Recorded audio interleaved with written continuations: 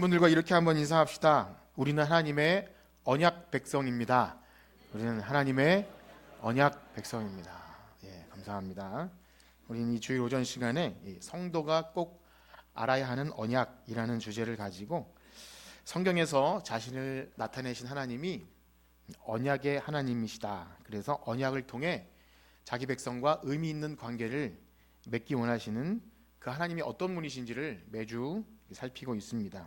그렇습니다. 성경에 나타난 하나님은 어떤 하나님이십니까? 예, 언약의 하나님. 따라해 봅시다. 언약의 하나님. 예, 언약의 하나님. 왜 하나님을 언약의 하나님이라고 그렇게 말하는 것입니까? 굉장히 고상하고 유식한 그런 표현이라기보다 쉽게 설명하면 이렇죠.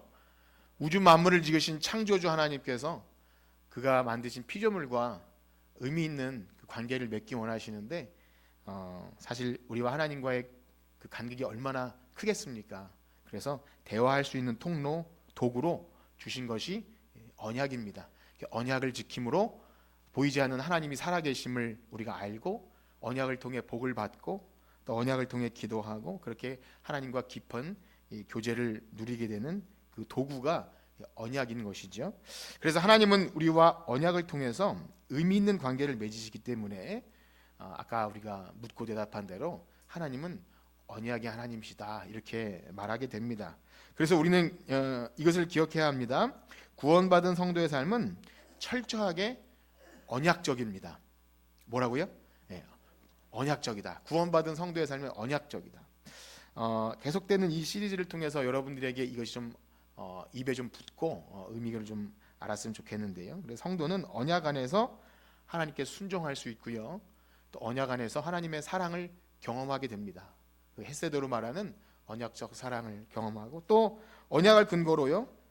오늘 읽은 말씀처럼 회개도 하게 되고 또 감사도 하게 되고 간구와 또 예배도 다 언약 안에서 가능합니다. 참되게 구원받은 신자는 언약 안에서 이 땅에서 모든 복을 누리며 살아가게 됩니다.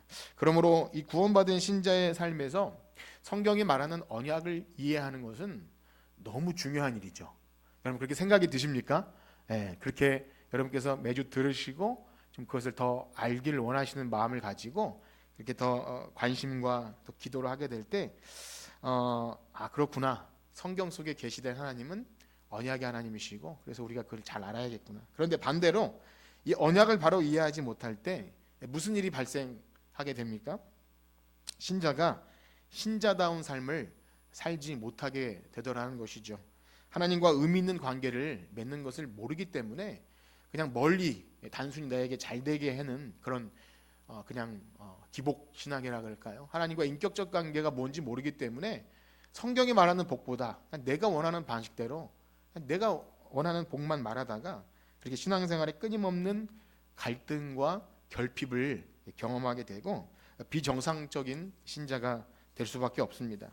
그렇습니다. 그래서 성경이 말하는 언약은요, 우리가 너무 중요하게 이해를 해야 되고 알아야 됩니다. 그래서 언약을 우리가 지키지 못하면 정죄받고 우리를 지치게 하는 율법이 아니라 정말 하나님께서 자기 백성과 의미 있는 관계를 맺어나가기 위해서 복된 삶을 경험하고 은혜를 베풀어 주시기 위해서 주신 귀한 도구임을 알고 여러분께서 이 언약을 잘 이해하고 또 언약 안에서 복을 누리시기를 간절히 축복합니다. 자, 이처럼 우리가 언약을 잘 이해하면 성경 전체를 관통하는 좀 아주 새로운 시각이 열리게 됩니다. 새롭다기보다는 그 자체이죠. 성경을 오해하지 않고 보기 위해서 하나님의 언약을 잘 이해해야 되는데요. 그래서 지난주는 추수감사절을 지나면서도 제목이 언약과 감사였습니다. 이것을 제가 끼워 맞춘 것이 아니라 정말 언약을 알아야 진정 하나님을 알고 최고의 복이 무엇인지를 알아야 하나님의 선하심과 인자하심을 찬양하는 그 복을 우리가 받고 또 하나님께 영광을 돌리게 됩니다. 진짜 최고의 복이 무엇인지 알아야 되는 거예요. 새 언약 백성으로서 우리에게 하나님의 아들 예수 그리스도를 보내주셨다는 진정한 복이 뭔지를 알아야 세상에서 비교급의 감사나 아니면 잠깐 좋았다가 싫어지는, 그러니까 주가가 올라가면 기쁘고 떨어지면 슬퍼하는 이런 종류가 아니라 하나님이 언제나 우리와 동행하시고 가장 최고의 복을 주셨음을 알아야 그 언약 안에서 감사가 있게 되는 것이죠. 자, 그런데 오늘은요, 사실 이 언약 시리즈를 잠깐 멈추고 이제 2025년 한 해를 마무리하고 26년을 준비하면서 목장을 새롭게 개편하고 또 각각 은사와 직분에 따라 교회 안에서 섬길 수 있는 이 봉사일을 좀 새롭게 하기 위해서 그것과 관련된 말씀을 한 2주간 말씀드리려 했는데요. 그래서 예배를 돕는 어떤 봉사, 또 교육부서나 성가대나 또 구석구석 우리 섬기는 일이 있지 않습니까? 그것을 우리가 좀 사명감을 가지고 잘 감당하기 위해서 그것과 관련된 말씀을 전하려 했는데요.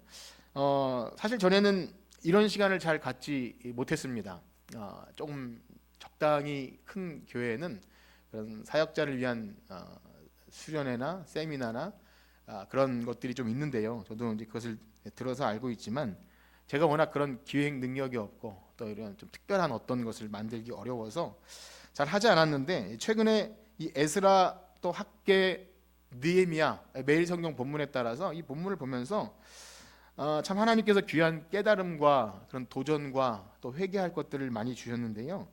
그것은 우리가 하나님께서 맡기신 일을 감당함에 있어서 목사인 저는 목회를 하고 또 여러분께서 각자 맡긴 은사와 직분에 따라 어떤 사명 감당을 할 때 정말 우리가 기도하지 않습니까? 하나님의 선하신 도우심과 하나님께서 친히 일하실 것을 믿고 간구하는 것이 때때로 그냥 우리가 아무것도 하지 않아도 마치 감나무 밑에서 감 떨어질 때를 기다리듯이 그렇게 준비하지 않아도 기대하지 않은 은혜를 받는 것, 그것이 은혜라고 착각하게 되기도 한다는 거죠. 저 자신부터 그렇고 우리가 그런 경향이 좀 있지 않나 싶습니다. 그런데 이 에스라나 느헤미야를 보면 그 리더들이 하나님께서 맡겨주신 일을 감당하기 위해서 얼마나 울면서 기도하고 또 기도만 한 것이 아니라 철저하게 계획하고 준비하고 또 함께 일할 그 리더들을 뽑고 그렇게 하는 것을 볼 때 참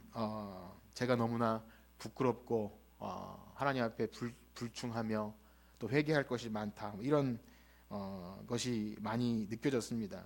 그래서 그들이 또 세운 계획과 어떤 철저한 준비에 의존된 게 아니라 그 계획조차 하나님께서 선하신 도우심으로 함께하지 않으면 아무것도 아님을 알기에, 우리가 말씀에 나오는 것처럼 하나님께서 성을 지키지 아니하시면 파수꾼의 경성함이 깨어있음이 허사로다 한 것처럼 우리가 아무리 철저하게 계획하고 준비해도 하나님께서 은혜를 베풀어 주지 않으면 또 안 되는 건 아니겠습니까? 그래서 이 리더들이 그러한 하나님의 선한 도우심을 간절히 구하는 것을 이렇게 몇 주간 함께 보면서 한 교회를 담임하는 목사로서 참 반성할 것이 많고 또 회개할 것이 많다고 여러분들에게 그렇게 고백을 합니다.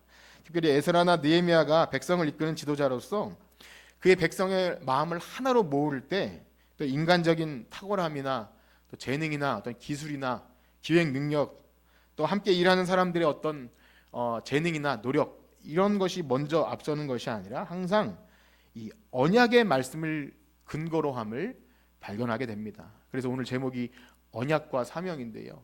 항상 언약의 말씀을 근거로 그들의 식어졌던 백성들의 마음을 불듯 다시 사명을 일으켜 주실 때 그 성령의 감화를 따라서 백성들이 또 하나로 마음이 모아지면 멈췄던 성전 재건 또 성벽 재건이 다시 이렇게 하나님 앞에서 이루어지는 것을 보게 됩니다.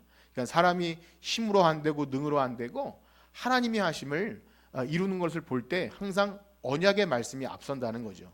그래서 하나님의 종들을 통해서 말씀이 임하게 될 때 그들의 식어졌던 마음이 회복되는 것.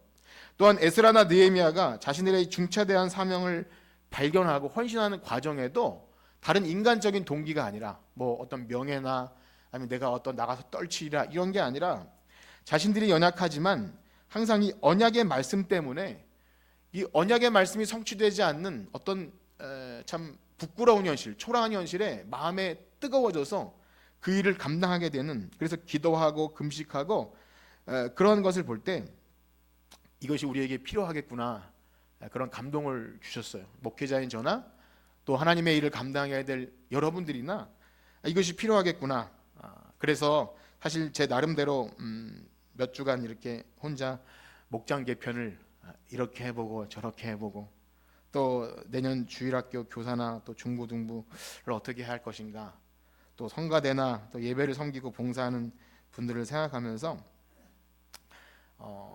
제가 이게 잘 못하니까 어떤 분이 백색 칠판에 자석으로 붙여서 한번 팀을 잘 구성해보라 이렇게 좀 도움을 주시고 하셨는데, 이렇게 해보면서 느끼는 것이 이렇게 좀 믿고 목장을 맡길 리더가 많이 부족하구나.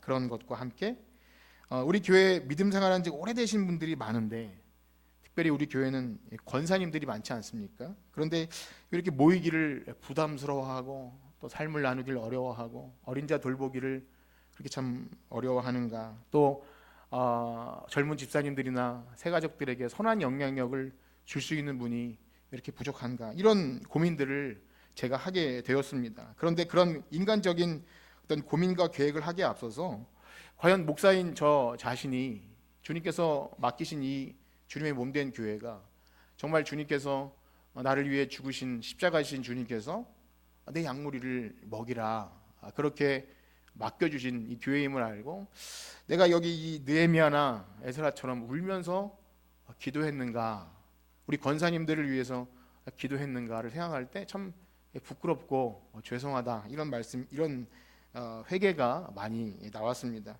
또한 저와 함께 이제 교회를 섬기는 우리 당회를 비롯해서 귀한 일꾼들도 정말 말씀에 감동이 돼서 세상의 어떤 일보다, 세상의 직장과 또 여러 가지 사회적 신분과 어떤 일보다 정말 주님의 교회, 하나님 나라가 최고임을 알고 그렇게 마음을 다해 눈물로 기도하면서 섬겨야 하는데 그것이 우리에게 있는가를 돌아보게 되었습니다.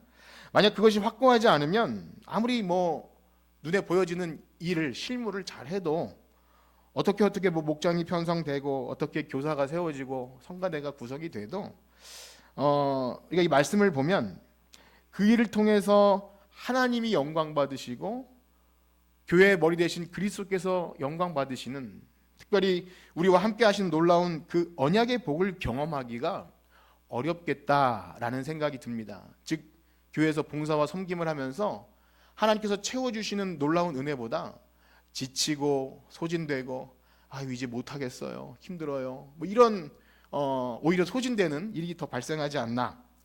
그래서 저는 이 느헤미야 말씀을 통해서 이번 주와 이 다음 주까지 한 2주간 우리의 은사와 부르심, 또 직분과 사명, 마치 그 직분자 세미나를 하듯이 그렇게 우리의 은사와 부르심에 대해 점검하는 그런 시간을 갖도록 그렇게 할 것인데요. 그래서 내가 과연 주님께서 맡기신 이 봉사회를 감당할 수 있는가를 한번 여러분 스스로에게 말씀을 드리면서 물어보시고요. 과연 세상의 어떤 일보다 주님이 맡기신 이 직분과 사명, 나를 사랑하사 목숨을 내어주신 주님을 사랑하는 마음으로 울면서 기도하면서 이 직분을 감당할 수 있는가를 생각하셨으면 좋겠습니다. 또한 나도 한 사람의 신자로서 직분이 있든 없든 십자가의 복음으로 죄사함과 영생을 얻은 거듭난 자라면 내가 받은 놀라운 은혜를 누군가에게 나눠야 하는 그런 거룩한 부담감이 나에게 있는가? 어떻습니까? 여러분에게 그런 것이 있습니까? 한번 생각해 보십시오. 말씀을 들으시면서 여러분의 그런 부르심과 사명을 점검하고 또 그래야 내년에 새로운 직분이나 혹은 봉사의 섬김의 자리를 감당할 수 있다, 이렇게 말씀을 드립니다. 그래서 바라기는요, 여러분 가운데 이 말씀을 통해서 단순히 내 직분을 유지하고 이 봉사의 자리를 채우는 것이 목적이 아니라, 저 자신도 그렇습니다. 어떻게든 빈자리를 채우고 일꾼을 채우는 것 자체가 목적이 아니라 내가 과연 구원받은 성도가 맞는가라고 하는 알곡과 가라지가 키질되는 놀라운 역사가 있기를 소원합니다. 무엇보다 먼저 된 자가 나중되고 나중된 자가 먼저 되는 놀라운 일이 있기를, 우리 교회 가운데 있기를 주님의 이름으로 축복합니다. 이러한 일들이 원활하게 일어나는 일이 바로 교회입니다. 복음 앞에서 그냥 정체되어 있는 것이 아니라 날마다 묵은 땅이 기경되고 우리의 부르심이 날마다 새롭게 확인되는 것, 그것이 주님이 머리 되신 교회이고요, 말씀과 성령의 다스림을 받는 곳이기에 저는 주님의 몸된 교회를 목회하는 목회자로서 제가 부담스럽다고 이 일을 멈출 수가 없습니다. 그래서 인간적인 마음을 가지고 어떤 변화를 두려워하거나 인정을 가지고 그냥 직분만 잘 유지해 주십시오라는, 그렇게 소위 이 하향 평준화 시킬 수가 없기에 어쩔 수 없는 부담감을 가지고 이 시간을 여러분과 함께 나누려고 합니다. 그렇습니다. 오늘 우리가 본 느헤미야 1장의 내용은요, 느헤미야가 하나님의 부르심을 받는 소위 사명을 감당하는 배경이 무엇인지를 보여주는 말씀인데요, 느헤미야가 감당했던 주된 사역은 예루살렘 총독으로 파견돼서 무너진 성벽을 재건하는 일이 느헤미야가 감당했던 일입니다. 그 유다 민족이 하나님의 언약 백성으로서 그들의 정체성을 회복하는 일이죠. 그래서 성벽은 단순히 담장을 쌓는 일이 아니라 세상과 하나님 백성이 구별되는, 그러니까 세상과 하나님 백성의 경계가 사라져버린, 그런 영적으로 완전히 둔감해져 버린 그런 현실 속에서 우리는 언약 백성이다, 하나님의 계명을 지켜야 산다, 우리 우상 섬기며 살 수 없다라는 중대한 영적인 도전으로 부흥의 역사를 일으키는 그 주역을 담당했던 것이 느헤미야입니다. 그런데 알고 보면 느헤미야는 사실상 이런 일을 맡아서 하게 될 사람이라고 생각하기에는 좀 거리가 멉니다. 뭐 자격이나 이런 조건이 아니라 사실 느헤미야가 유다 백성이긴 하지만 그의 몸에 흐르는 피는 유대인이지만 그는 예루살렘이 고향이 아니라 그의 부모가 바벨론 포로로 잡혀와서 거기서 태어난 사람으로서 거기서 언어를 배우고 학문을 배우고 또 페르시아 사람이 친구이고 거기서 자라나서 대제국 페르시아의 고위 공직자가 됩니다. 왕의 술 맡은 관원은 굉장히 중요한, 마치 대통령 비서실장처럼 굉장히 중요한 임무인데요, 그야말로 과거에 미국으로 이민 간 사람들이 이 아메리칸 드림을 꿈꾸듯이 느헤미야는 그야말로 페르시안 드림을 이루낸, 정말 예를 들어 한국 사람이 미국에 가서 대통령, 부통령 된 것처럼 굉장히 큰 고위 공직자가 된 겁니다. 그러니 그는 하나님의 뜻이고 뭐고 언약이고 뭐고 그냥 자기가 얻은 신분과 어떤 명예와 재산과 왕과의 그 친분을 가지고 평생 몇 대까지 그냥 먹고 살아도 부족함 없는 그런 편안한 삶을, 안정된 삶을 영위할 수 있는 그런 사람이죠. 그런 놀라운 사실은요, 그의 마음속에 하나님의 언약 백성으로서의 정체성이 자리 잡고 있었던 겁니다. 아마 모르긴 몰라도 그의 부모로부터 어릴 때부터 배우고 듣고 자란 것이 넌 하나님의 언약 백성이야. 그걸 듣고 자랐겠죠. 우리 하나님의 계명을 지켜야 돼. 하나님을 마음을 다해 뜻을 다해 사랑하고 그 뜻대로 하나님을 사랑하고 이웃을 사랑해야 돼. 이것을 듣고 자랐을 거라 확신합니다.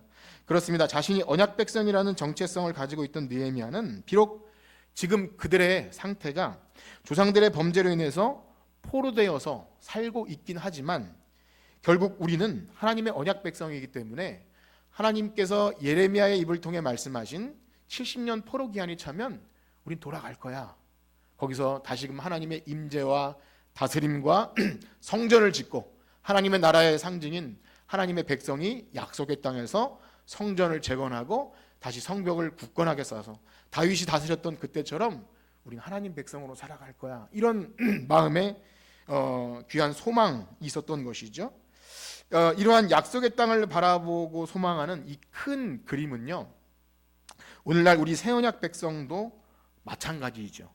우리도 이 세상에 살아가지만 여기가 집이 아니라 언제나 돌아갈 본향을 꿈꾸고 소망하지 않습니까? 여러분 어떠세요? 새하늘과 새 땅을 바라며 살아가고 계십니까?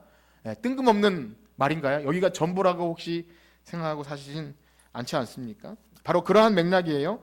우리도 비록 이 땅에서 무언가 형통하고 잘 되기를 바라며 또 자녀가 잘 되길 바라고 또 집도 좀 마련하고 뭔가 사업이 형통하길 바라지만 그것이 전부가 아님을 알고 있지 않습니까? 그래서 마침내 돌아갈 본향 하나님 나라에서 영원토록 주님과 함께 거하는 그날을 고대하며 오늘을 견디고 살아가는 것, 그것이 바로 하늘의 시민권을 둔 언약 백성인 줄 믿습니다. 그런데 놀라운 사실은요, 느헤미야는 정말 하나님의 언약의 말씀대로 뭔가 성취되는 것을 그가 살아있는 시대에 경험한 거예요. 포로 기한 70년이 차자 바사왕 고레스가 백성을 정말 예루살렘으로 귀환시키는 거죠. 그래서 1차 포로 교환이 있었고 또 2차가 있었고 에스라와 또 스룹바벨을 통해서 성전이 지어지는 것을 봅니다. 그래서 1차와 2차로 예루살렘 회복 프로젝트가 진행되는 것을 보면서 그도 마음의 열망을 가졌을 거예요. 야, 나도 언젠간 그 일에 동참하겠다. 이러면서 항상 그는 이 페르시아 아닥사스다 왕의 신하로 있으면서 언제나 마음은 예루살렘에 있었던 거예요. 그의 마음의 관심과 온통 관심은 예루살렘의 회복, 거기 있었던 것이죠. 그렇습니다. 이것이 오늘 우리가 우리의 사명을 점검해야 되는 첫 번째 포인트입니다. 무엇입니까? 우리의 관심이 어디 있는가 하는 거죠. 우리의 관심, 우리가 온통 마음을 쏟는 일이 어디 있는가입니다. 그렇습니다. 복음을 듣고 거듭난 언약 백성은 비록 이 땅에서 세상 사람들과 똑같은 모양을 가지고 또 똑같은 직업과 학문을 배우고 또 여러 가지 똑같은 비슷한 삶을 살아가는 것 같아 보여도 언제나 그들의 관심은 어디에 있습니까? 먼저 그 나라와 의를 구합니다. 하나님 나라, 그리고 하나님께서 아직도 찾으시는 잃어버린 영혼들, 그리고 이 땅에서 하나님 나라가 이루어지는 주님의 몸된 교회, 온통 관심은 거기 있습니다. 이 땅에서 우리도 직장을 가지고 여러 가지 근심과 걱정이 있지만 그것이 혹시 잘 안 돼도 하나님의 영광이 드러나는 일을 위해 언제나 관심이 있는 것이죠. 그것이 모두 그리스도 안에서 새로운 피조물 된 새 언약 백성들이라면 바로 그러한 꿈과 소망을 가지고 살아갑니다.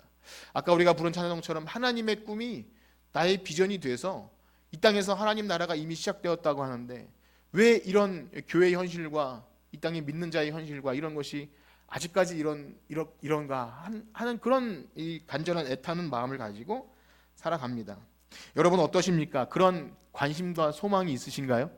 여러분이 이 땅에서 믿음 생활하는 데 있어서 그저 내 기도 제목, 내 자녀나 내 사업이나 여기에만 관심이 있으십니까? 아니면 하나님 나라, 그 하나님의 나라에 들어갈 영혼, 그리고 그 귀한 통로가 되는 교회, 그런 것에 대한 관심이 어느 정도 이렇게 퍼센티지가 나눠지십니까? 혹 여러분들이 직분이 있고 교회 다녔지만 그저 교회는 일주일에 한 번 이렇게 마음의 평안을 얻기 위해 오는 그런 정도입니까? 아니면 여러분들의 온통 관심이 하나님 나라와 교회와 또 연약한 영혼과 하나님 찾으시는 그러한 사명에 있으십니까? 네, 그렇습니다. 이것을 제가 좀 거창하고 어렵게 말씀드린 것 같지만 쉽게 설명드리면 이거예요. 우리가 자주 부르는 찬송가 가사, 주 예수보다 더 귀한 것은 없네. 그것이 되냐 이거예요. 주 예수보다 더 귀한 것이 없네. 또 나의 영원하신 기업 무엇보다 귀하다? 생명보다. 우리가 찬송가 자냐, 나의 영원하신 기업, 하나님 나라, 우리에게 주신 직분과 사명, 이것이 생명보다 귀하게 여기냐는 거예요. 내 주의 나라와 주 계신 성전과 피 흘려 사신 교회를 늘 사랑합니다. 이게 되냐는 거예요.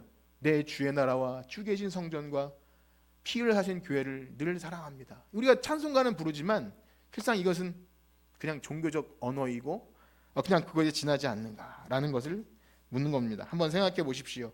최소한 이러한 마음이 조금이라도 있을 때 우리는 주님의 몸된 교회에서 직분을 맡아서 또 사람을 섬기고 하나님을 섬기고 하나님의 영광을 위해 우리의 삶을 조금이라도 드릴 수 있는 것입니다. 이것이 아니고서는 사실상 어떠한 형태로 현재 교회 일을 맡아서 한다 할지라도 진정한 기쁨과 감사가 있을 수 없고 다른 목적밖에 없는 거죠. 자기 자랑이나 자기 공로나.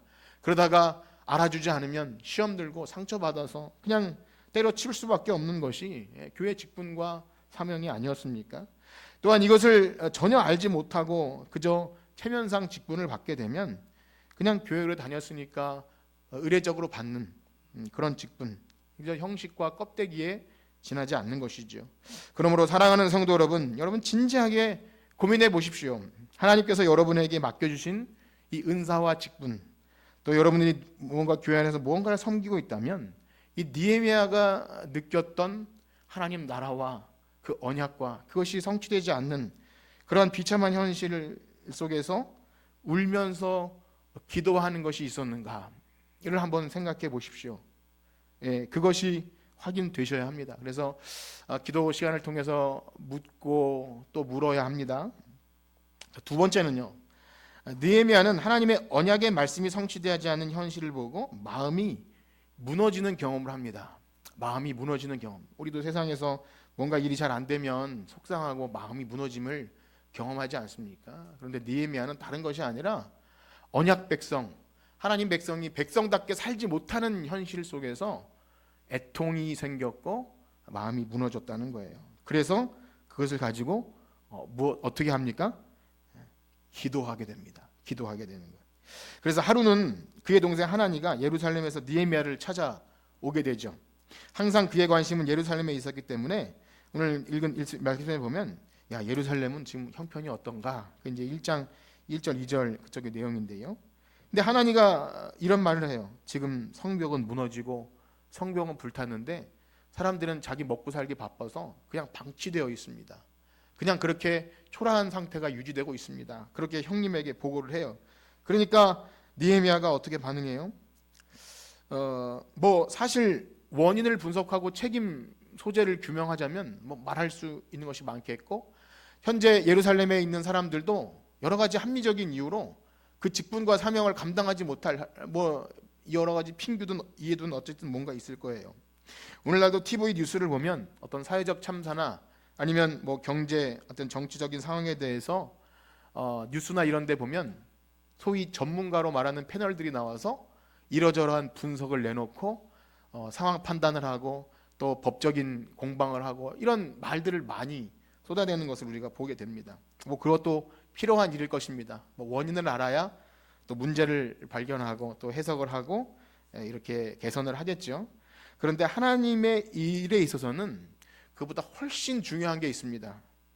겉으로 표면적으로 보여지는 어떤 원인이야 누구나 다 찾을 수 있죠. 우리도 바보가 아닌 이상 뭐 교회나 아니면 가정이나 뭐가 이렇게 안 된다고 하면 누구나 말은 다 잘해줄 수 있어요. 말은 다 잘할 수 있습니다. 그리고 책임을 돌릴 수 있고 원망과 불평의 말을 쏟아낼 수 있습니다. 그러나 오늘날 하나님의 언약 백성인 모임인 교회에 여러 가지 문제점이 발견될 때는요, 여러분 하나님이 실수해서 교회에 문제를 주시는 걸까요? 어떠세요? 하나님이 실수하신 걸까요? 그렇지 않습니다. 하나님은 문제를 통해서 그가 어떤 사람인지를 밝히 드러내십니다. 문제를 통해서 우리가 어떤 사람인지를 드러내요. 먼저는 그가 정말 하나님의 일에 관심이 있는 사람인가, 교회에 관심이 있는 사람인가가 드러납니다. 그냥 구경꾼인지 정말 그리스도의 몸된 지체인지가 드러나죠. 정말 그가 교회에 관심이 있다면 무엇 문제가 있고 정말 이것이 아닌데 라는 생각이 들 때 고민하게 되고 문제를 제기할 수도 있습니다. 그래서 매우 정상적이고 건강한 것입니다. 만약에 목사님의 권위나 어떤 뭐에 눌려서 말씀에 순종해야 된다 이런 것 때문에 어떤 문제점이 발견돼도 말할 수 없는 것은 더 큰 문제이겠죠. 교회는 분명한 몸인데 우리 몸의 일부가 상하고 병들었는데도 그것에 무감각하다면 사실은 자신이 몸이 아니라는 것을 드러내는 것이시죠. 그런데 더 중요한 사실은 문제가 발견되고 그것에 이의를 제기하고 원망과 불평은 누구나 할 수 있는 것입니다. 그러나 하나님이 쓰시는 사람은 또 주님께서 맡기신 일들을 감당하는 사람은 그 일을 가지고 여러 가지 말을 쏟아내기 전에 무엇을 합니까? 기도하게 된다는 겁니다. 뭘 한다고요? 기도하게 됩니다. 그래서 느헤미야는 기도합니다. 우리 그 부분을 한번 읽어볼까요? 1장 4절에서 7절까지 한번 같이 읽겠습니다. 1장 4절에서 7절 시작. 내가 이 말을 듣고 앉아서 울고 수일 동안 슬퍼하며 하늘의 하나님 앞에 금식하며 기도하며 이르되 하늘에 크고 두려우신 하나님이여 주를 사랑하고 주의 계명을 지키는 자에게 언약을 지키시며 긍휼을 베푸시는 주여 간구하나이다. 이제 종이 주의 종들인 이스라엘의 자손을 위하여 주야로 기도하오며 우리 이스라엘 자손이 주께 범죄한 죄들을 자복하오니 주는 귀를 기울이시며 눈을 여시사 종의 기도를 들으시옵소서. 나와 내 아버지의 집이 범죄하여 주를 향하여 크게 악을 행하여 주께서 주의 종 모세에 명령하신 계명과 율례와 규례를 지키지 아니하였나이다. 오늘 왜 제목을 언약과 사명이라고 했냐면 느헤미야는 철저히 언약 중심의 사람이라는 걸 알 수 있죠. 눈물을 흘리며 회개하며 기도할 때도 이 민족이 경험한 아픔이 하나님의 언약을 무시했기 때문에, 하나님의 언약 백성으로서 계명을 지키지 못했기 때문에 이러한 일이 발생함을 알게 됩니다. 그런데 그것을 조상 탓이나 그들의 아버지 세대에서 그렇기 때문이 아니라 그걸 자신의 문제로 여기고 그가 회개하며 자복하는 모습을 보이는 거죠. 우리가 이미 언약 시리즈를 통해 계속 배웠듯이 우리가 하나님과 언약을 지키는 실제적인 내용이 뭐라 그랬죠? 따라해 봅시다. 계명을 지킨다. 계명을 지키는 거예요. 이건 율법주의가 아니라 우리가 하나님의 살아계심과 보이지 않는 하나님과 의미 있는 관계를 맺기 위해서는 실제로 우리의 삶에 하나님의 말씀대로 행하는 것이 있어야 되는데, 그들의 조상들이 계명을 지키지 않는 일에 실패했고요. 그래서 민족 전체가 징벌을 받게 됩니다. 어떻게 보면 느헤미야는 피해자일 수 있는 거예요. 근데 여기서 중요한 사실이 발견되는데, 언약 백성은요, 그들의 삶이 언약 안에 묶여 있는 하나의 공동체라는 사실 때문에 다른 사람을 핑계하지 않아요. 우리가 아담 때문에 죄인이 되었지만 아담 할아버지를 원망하고 욕하기보다 회개를 누가 합니까? 우리가 하잖아요. 아담을 원망하지 않는 이유는 우리가 언약 안에 묶여 있기 때문에. 이것도 마찬가지죠. 이스라엘 백성은 언약 안에 묶여 있어요. 언약 안에서 같이 복도 누리지만 잘못하고 회개할 일이 있으면 원망하기보다 내가 죄인입니다, 그렇게 자복하게 되는 것. 그래서 하나님 앞에 언약 공동체라는 정체성을 가지고 느헤미야는 기도하기 시작합니다. 그래서 언약 백성은 자신이 언약 안에 묶여 있는 공동체라는 사실을 굉장히 소중하게 여깁니다. 이는 오늘날 우리가 예수 믿고 교회 성도가 된 직분이 있는 자라면 그는 자기 자신을 그리스도 안에서 언약의 피로 묶여진, 그래서 우리가 주일 오후에 성찬을 하고 예수님의 살과 피를 나누는 것은 그냥 어떤 재미있는 종교 행위를 하는 것이 아니라 내가 그리스도와 함께 죽고 살았다고 하는 이 언약의 피로 묶여 있다는 그것을 고백하는 것입니다. 여러분, 그러한 마음을 가지고 지난주에 성찬을 받으셨습니까? 이것을 우리가 아셔야 합니다. 그래서 교회의 부족함이나 어려움, 아픔들에 대해서 다른 어떤 것을 핑계하기 전에 그것이 내 죄입니다, 내 허물입니다, 내가 기도하지 못했습니다, 그렇게 기도하게 된다는 거죠. 그렇습니다. 바로 이러한 느헤미야가 언약 공동체를 기억하면서 하나님 앞에 자신의 죄와 허물을 자백하고 금식하며 애통할 때 하나님은 그를 통해서 무너진 성벽을 재건하는 놀라운 일들을 이 느헤미야를 통해 하신 줄 믿습니다. 여러분 어떠신가요? 여기 앞에 주무시는 좀 눈을 떠보세요. 우리 어떤 한 사람도 낙오될 수 없어서 제가 깨우는 겁니다. 그럴 수가 없어요. 저 사람 자기 내버려둬서 그럴 수가 없는 거예요. 어느 성벽의 한 부분도 내버려둘 수가 없어서, 또 어느 직분이나 사명도 그냥 방치할 수 없어서 제가 예배 시간에도 깨우기도 하고 뒤에 있는 사람 앞으로 부르기도 하는 것입니다. 이것은 어쩔 수 없는 일이에요. 그렇습니다. 하나님은 그를 통해 무너진 성벽을 재건하고 유다 공동체가 영적으로 회복되는 놀라운 일을 경험해요. 그런데 하나님과 맺은 언약을 기억했던 느헤미야의 기도가 어떠하였습니까? 우리 느헤미야의 기도를 한번 읽어볼까요? 8절에서 11절까지 한번 읽어봅시다. 8절에서 11절 시작. 옛적에 주께서 주의 종 모세에게 만일 너희가 범죄하면 내가 너희를 여러 나라 가운데 흩을 것이요 만일 내게로 돌아와 내 계명을 지켜 행하면 너희 쫓긴 자가 하늘 끝에 있을지라도 내가 거기에서부터 그들을 모아 내 이름을 두려고 택한 곳에 돌아오게 하리라 하신 말씀을 이제 청하건대 기억하옵소서. 이들은 주께서 일찍이 큰 권능과 강한 손으로 구속하신 주의 종들이요 주의 백성이니이다. 주여 구하오니 귀를 기울이사 종의 기도와 주의 이름을 경외하기를 기뻐하는 종들의 기도를 들으시고 오늘 종이 형통하여 이 사람들 앞에서 은혜를 입게 하옵소서 하였더니 그때 내가 왕의 술관원이 되었나니. 아멘.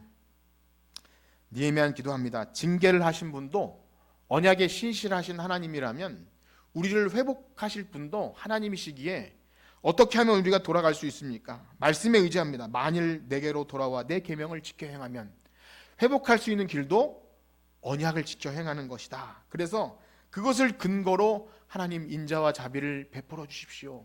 그걸 근거로 회개하고 기도합니다. 그래서 느헤미야는 특별히 우리는 주의 백성입니다, 하나님의 자녀입니다, 이것을 가지고 나아가죠. 우리가 기도할 때 이것을 잊어버리면 안 됩니다.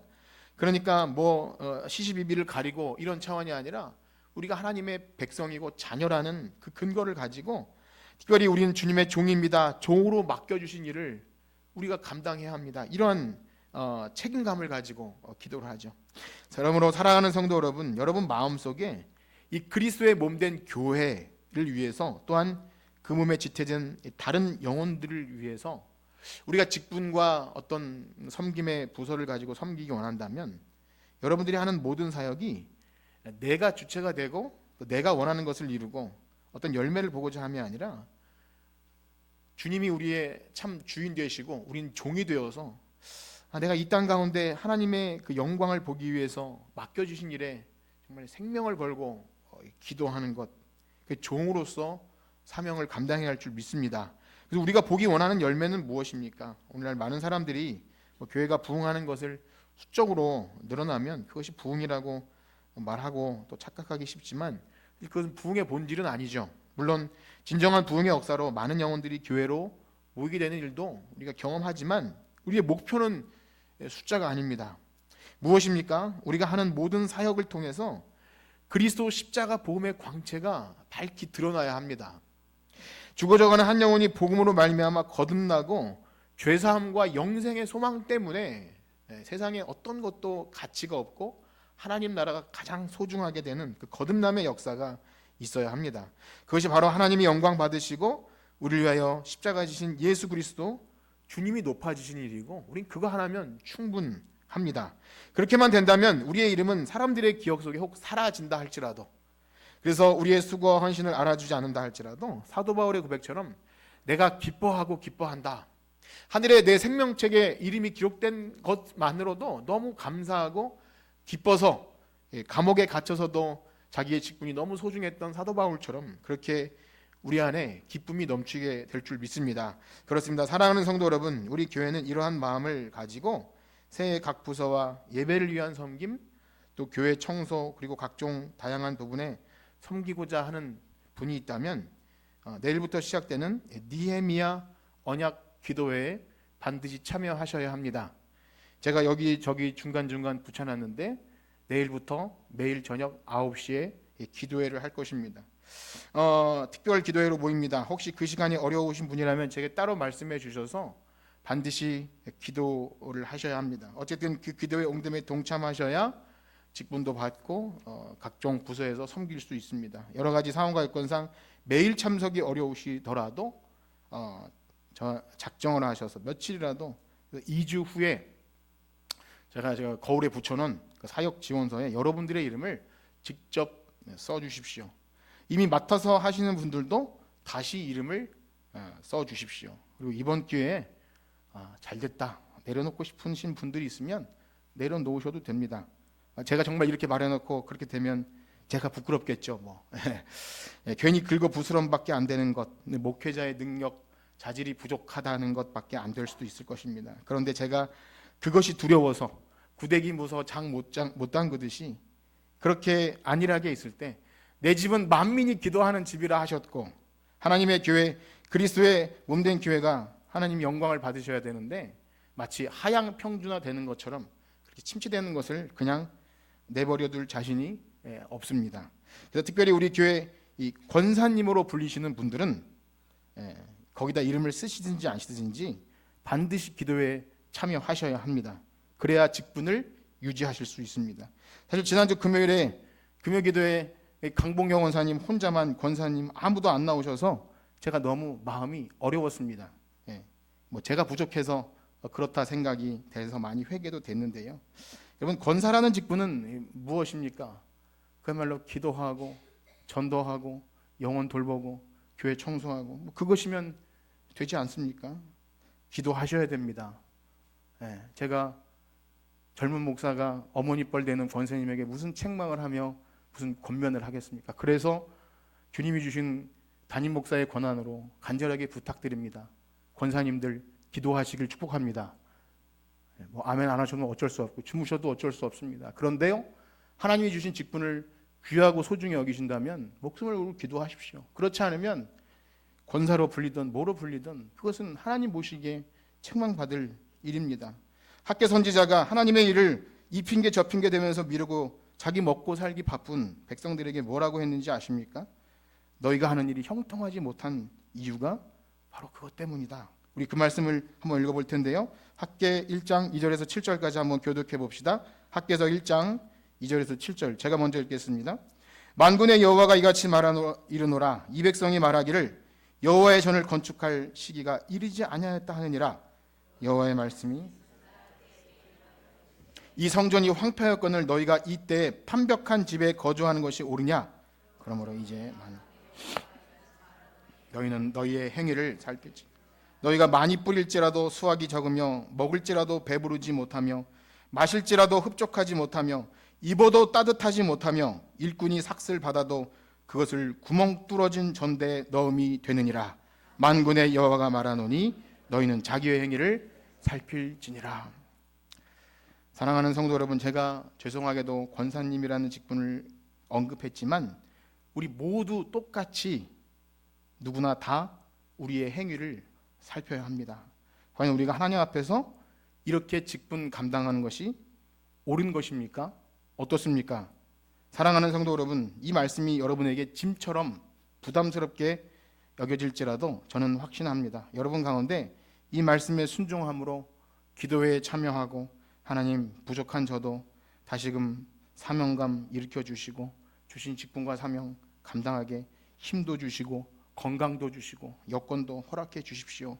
그렇게 사명 직분 위에 기도할 때 우리가 알지 못하고 크고 비밀한 하나님의 역사가 있을 줄 믿습니다. 이것은 희망 고문이 아니라 정말 그러한 일을 경험하셔야 합니다.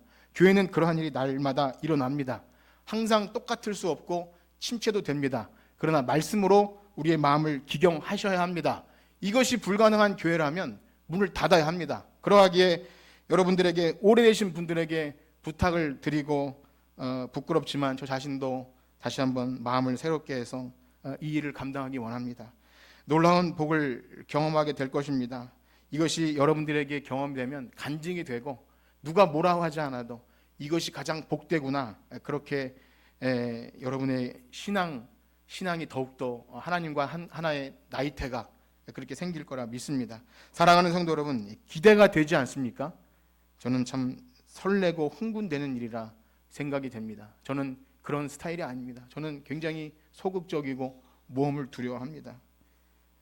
그러나 교회가 일 잘하는 사람 몇 명이 그렇게 주도적으로 하는 것이 아니라 정말 말씀과 성령을 따라서 모든 지체들이 각자 자기 맡은 성벽을 세워나갈 때 자기 집 앞에 건축을 담당했던 그 일들을 볼 때 그것이 이 땅에서 하나님의 임재의 영광을 경험하는 것이라 저는 믿습니다. 이 시간 말씀을 마치면서 우리 함께 기도했으면 좋겠습니다. 목소리를 크게 내지 않으셔도 좋습니다. 여러분들이 말씀을 들으시면서 불편하셨거나 혹은 마음에 부담이 됐거나 어찌 되었든 여러분들 마음속에 조금이라도 감동이 되신다면 하나님, 이 말씀을 우리가 어떻게 받아야 하며 내게 주신 직분과 사명을 어떻게 감당해야 합니까? 마음속으로 생각도 하시면서 하나님, 제가 부족하지만 이 직분과 사명 잘 감당할 수 있도록 지혜도 주시고 능력도 주시고 건강도 허락하여 주시옵소서. 우리 다 같이 이렇게 합심해서 기도하겠습니다. 하나님 아버지, 감사합니다. 사랑하는 주님, 주님의 몸된 교회를 우리에게 맡기셨는데 하나님, 강 건너 불구경하듯이 너희는 판벽한 집에 거하면서 하나님의 교회가 이렇게 일할 사람이 부족한데 그렇게 하니까 아무리 일하고 열심히 해도 구멍 뚫어진 전대에 돈을 넣는 것처럼 너희 삶에 기쁨이 없다 말씀하신 것을 기억합니다. 하나님, 우리의 직분과 사명을 다시 한번 불리듯 일으켜 주시옵소서. 우리를 충성되이 여겨 우리를 직분을 주셨는데 하나님, 기도하지 못하고 그리스도의 몸된 교회를 위해 헌신되지 못하면 하나님, 우리가 주님 앞에 섰을 때 뭐라고 하나님께 말할 수 있겠습니까? 하나님, 우리의 목숨, 우리의 생명 언제 걷어가실지 모르는데 우리가 이 땅에 먹고 사는 문제에 혈안이 되어서 하나님 나라와 교회와 잃어버린 영혼을 향한 아무런 관심도 없이 그렇게 직분과 사명을 아무것도 아닌 것처럼 여긴다면 우리는 하나님 앞에 섰을 때 하나님 책망 들을 수밖에 없습니다. 주님, 이번 주부터 다음 주까지 기도회를 하려고 합니다. 주님께서 은혜를 주셔서 한 사람이라도 마음의 변화가 되어 하나의 직분을 맡긴다면 그것으로 충분합니다. 주님, 하나님의 영광의 임재를 보기만 하며 주님께서 친히 교회의 머리가 되셔서 이 모든 일을 하나님 주관하실 줄 믿사오니 부족한 종을 통해서 말씀이 선포될 때 한 사람이라도 마음에 감화가 되어서 이를 감당할 수 있도록 지혜와 능력을 허락하여 주시옵소서. 하나님 아버지 감사합니다. 부족하지만 주님의 몸된 교회로서 다시금 무너졌던 성벽을 재건하기 원합니다. 우리의 영적인 민감함과 말씀의 순종함과 우리의 주신 직분과 사명이 이대로 방치되어 있는데도 우리가 먹고 사는데 아무 문제 없다면 그것은 영적으로 죽어있는 것입니다. 그러기에 주님 이 시간 마음을 새롭게 하고 변화를 받아 하나님의 기뻐하시고 온전하신 뜻이 무엇인지 깨달아서 그 일을 하려고 하오니 힘을 주시고 능력을 주셔서 우리 각 사람 마음에 뜨거운 사명이 불듯 일어나도록 하나님 함께하여 주시옵소서. 감사함이 예수님의 이름으로 기도합니다. 아멘. 이 시간